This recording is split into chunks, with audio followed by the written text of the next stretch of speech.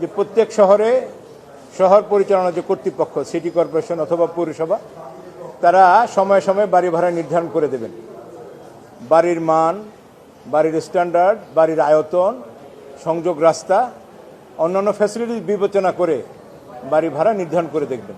এবং এটা শুধু আমরা নতুন করে চেয়েছি বিষয়টা তা নয়, বিশ্বের অনেকগুলো উন্নত শহরে, লন্ডন থেকে শুরু করে দুবাই থেকে শুরু করে অন্যান্য উন্নত শহরে সরকার কর্তৃক বাড়ি ভাড়া প্রতি স্কোয়ার ফিটে নির্ধারণ করা আছে।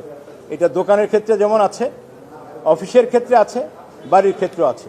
কিন্তু দুর্ভাগ্যজনকভাবে সত্য যে 1991 সালে এই আইনটি হওয়া সত্ত্বেও বাংলাদেশে এই ধরনের কোনো আইন বিধি করা হয়নি।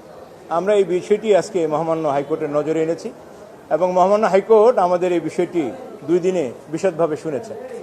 এবং সেখানে আমরা যেটা চেয়েছি সেটা হলো এই যে বাড়ি ভাড়া অনেকগুলো বিষয় থাকে, সবগুলো ফ্যাক্টর বিবেচনায় এনে বাড়ি ভাড়া নির্ধারণ করা এবং একই সাথে যে অগ্রিমের একটি বিষয় থাকে। আমরা সেখানে এটাও বলেছি যে দোকান এবং ব্যবসা প্রতিষ্ঠানের ক্ষেত্রে সর্বোচ্চ 3 মাসের অগ্রিম নেওয়ার জন্য একটি নির্দেশনা চেয়েছি। আর বাড়ির ক্ষেত্রে কোনো প্রকার অগ্রিম ছাড়া অথবা সর্বোচ্চ 1 মাসের অগ্রিম বাড়ি ভাড়া নিয়ে বাড়ি ভাড়া নির্ধারণ করার জন্য আমরা একটা প্রে করেছি। মহামান্য আদালত শুনেছেন। একইভাবে অ্যাটর্নি জেনারেল অফিস এই শুনানিতে পার্টিসিপেট করেছেন।